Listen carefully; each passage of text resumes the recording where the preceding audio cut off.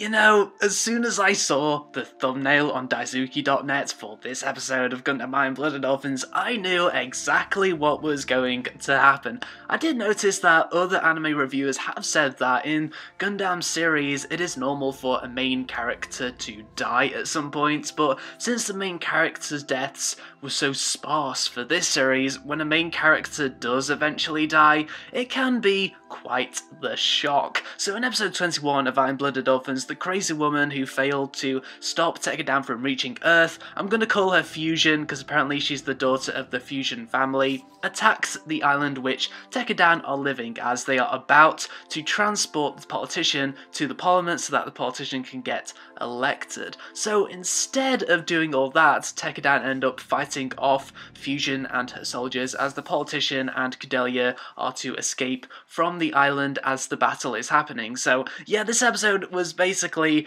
a huge ass mecha battle on the island, and it really does test Tekkadan's battle ability. They're dealing with ships, ground attacks from enemy mecha suits, air attacks from enemy mecha suits, and there's traps set by Tekkadan all over the fucking place. I'd say that Tekkadan fared pretty darn well in this battle, and they kicked ass for the most part. Origa was a strong leader and Mika sliced through the enemies like butter. However, and I knew this was going to happen as I say, one of the main characters is not so lucky. It was really bad because if Origa and Biscuit were just out of sight and out of mind, then Fusion never would have gone after those two. One big slice with Fusion's weapon later, and Origa is injured and Biscuit is crushed to death. I like how Mika in his Mega Suit just stood there watching Biscuit die underneath that vehicle, and Mika didn't bother to lift the vehicle off Biscuit in the hope that Biscuit would feel a little less crushed.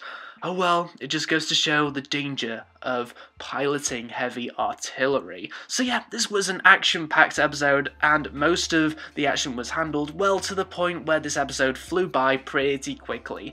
I kind of wish this episode actually began with the death of a character, you know, like non-chronologically, so that when the battle actually happened, there was some intensity, because I would be like, who is going to die? Who was that person who died at the start for this battle that's happening afterwards? Instead, I didn't really feel that much intensity during the fighting because there was none of that non-chronological stuff, as before the ending of the battle I kept thinking that no good guys were actually going to die, so why should I be invested in this battle? And I'm not too sure what to think about Biscuit's death. He was a likeable and smart character and all that, but I wasn't really that emotionally invested in his character. I'm guessing now that lots of action has happened, it's going to be more political action that takes centre stage for the final few episodes of this series before the battle between Mika and Ein occurs. Let's see how this parliamentary election is going to go down.